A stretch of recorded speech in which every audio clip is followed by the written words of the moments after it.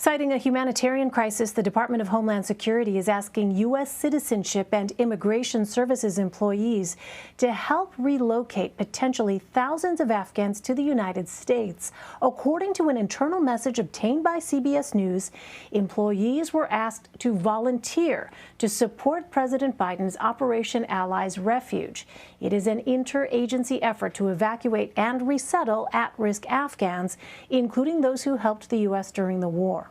In a statement, a DHS spokesperson said the agency is, quote, committed to safely supporting the relocation of vulnerable Afghan nationals who worked for and on behalf of the United States. In a new interview with ABC News, President Biden says he does not think things could have gone differently.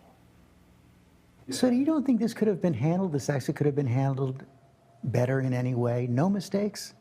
No, I don't think it could have been handled in a way that we're going to go back in hindsight and look, but the idea that somehow there's a way to have gotten out without chaos ensuing, I don't know how that happens. I don't know how that happened.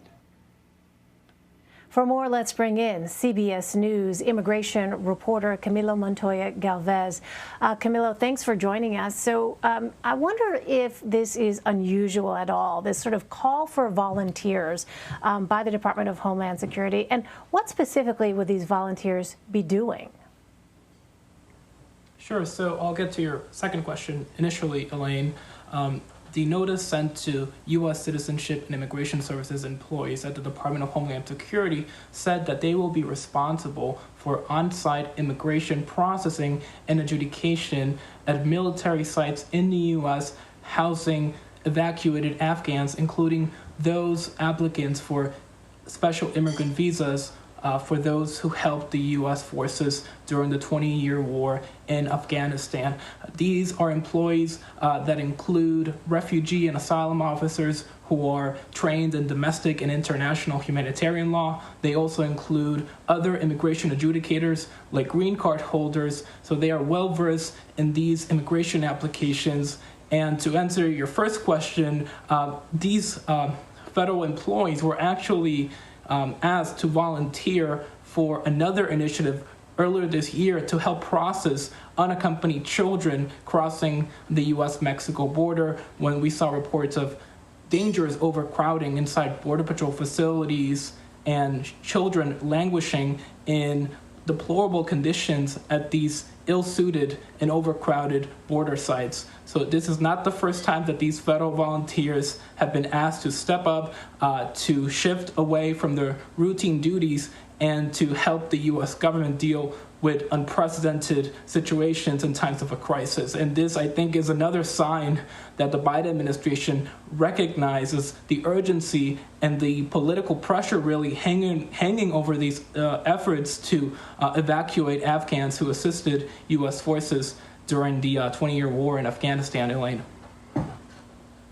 Camilo, you mentioned that these employees would be sent to the various military facilities where these Afghans would be arriving, but what's the time frame here? How soon could they be deployed? Yes, these employees were told that they could be deployed as early as Friday. So this is a very short time frame and a very short turnaround. This highlights the urgency of the situation. As you know, there is an August 31st deadline to evacuate not just Americans from Afghanistan, but those who assisted our forces during the 20-year war in Afghanistan. And the employees at USCIS were told, Elaine, that they could be deployed to California, Wisconsin, Texas, and possibly other locations where the U.S. will house these Afghans who are being evacuated, because right now the Biden administration has yet to finalize plans where it will rather house these Afghans who will be airlifted out of the country. And Camilo, we have seen images from an airbase in Doha where some U.S. Customs and Border Protection agents are being sent to help process Afghan refugees. What can you tell us about the situation there?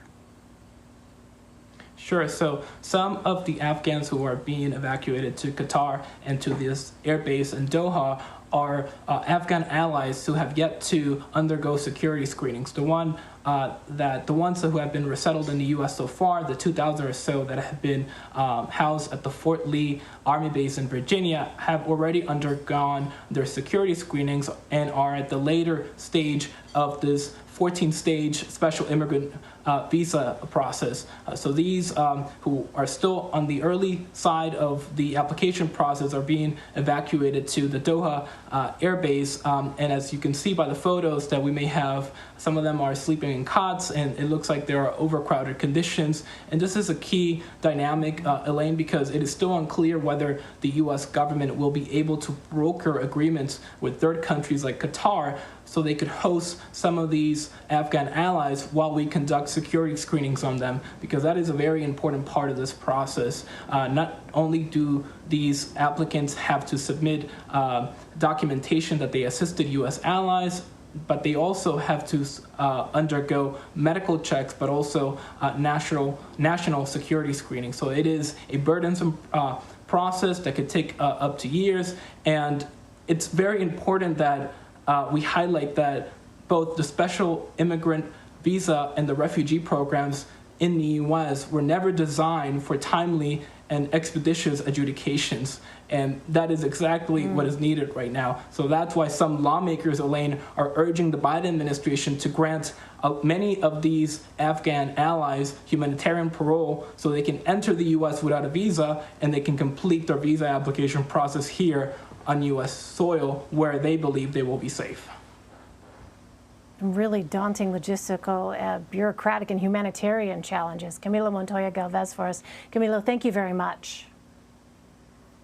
Thanks, Elaine.